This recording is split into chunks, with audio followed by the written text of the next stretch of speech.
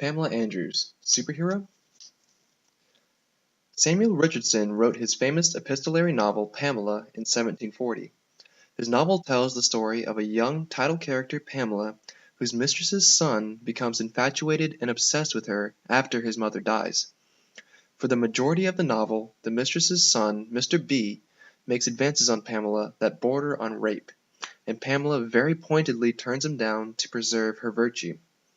This goes on for the majority of the novel until a certain point where Mr. B gradually realizes how crude and arguably cruel he has been to Pamela and begins to make genuine and sincere advances on her, to which Pamela responds well. Eventually, the two end up betrothed as opposed to him essentially raping her at the beginning and robbing her of her virtue. Many modern critics and public audiences argue that Pamela defending her virtue so strongly is simply unrealistic and is in fact an act that she is putting on. Henry Fielding's satirical response to Pamela, Shamala, is a paragon embodiment of this belief. I, however, do not see Pamela as a sham, but rather as an ideal heroine who readers from this time period can look up to. In our modern society, we have stories like this all the time. They are always topping the charts at the box office, and they are a personal favorite of mine. Superhero movies. The idea of a superhero movie dates back to 1917 at the latest, and the concept has taken off ever since. The general idea of a superhero story is that there is a single hero or heroine who is gifted with supernatural powers physically, but also morally. He or she is generally an incorruptible, self-righteous person who is a living embodiment of society's ideal moral, as in they are what society wishes they could be. In my absolute favorite superhero movie of all time, The Dark Knight, about my absolute favorite superhero of all time, Batman, also known as the Dark Knight, Batman defeats his nemesis not by killing him, but by foiling his plans, subduing him, and refusing to kill him, and even saving him at one point. To this, the Joker, his nemesis, says, "You truly are incorruptible, aren't you?" Nobody in our society wants to kill anybody, yet unfortunately we see it happen on the news more than we as a community would be proud of to admit. The Batman story shows us that we can still do good solely for the sake of doing good and without wrongfully taking a life.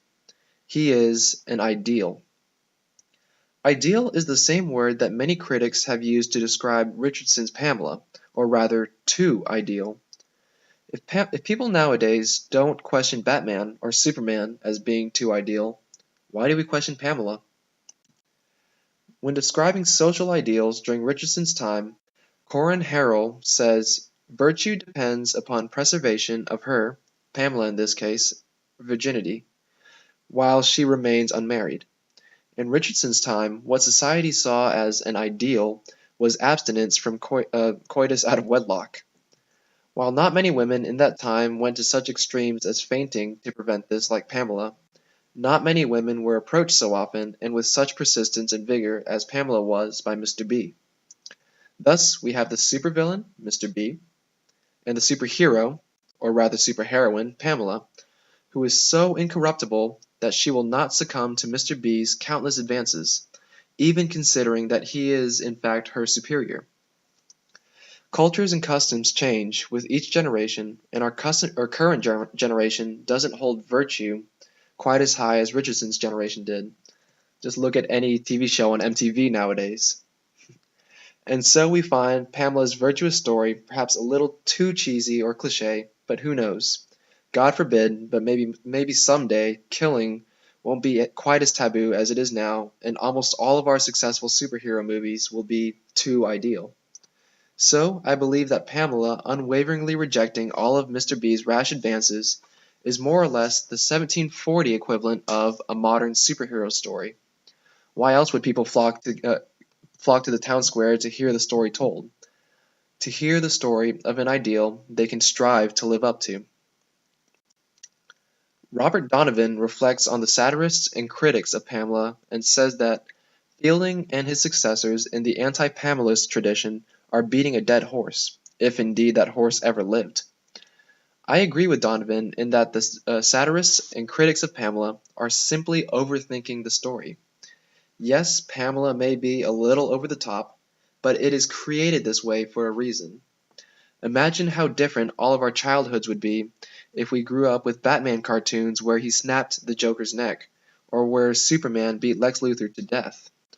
All our morals, everything that we believe to be ideal, would be altered and or lost.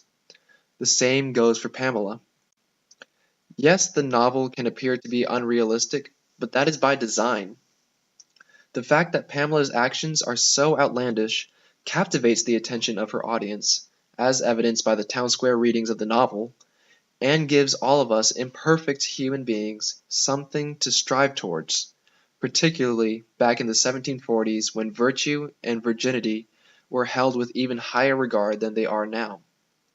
Pamela Andrews may not be a very conventional superhero, particularly by our modern terms, but by the moral expectations and ideals of 1740, Pamela Andrews is as incorrupt as possible and could very well have been a 1740 equivalent of Wonder Woman.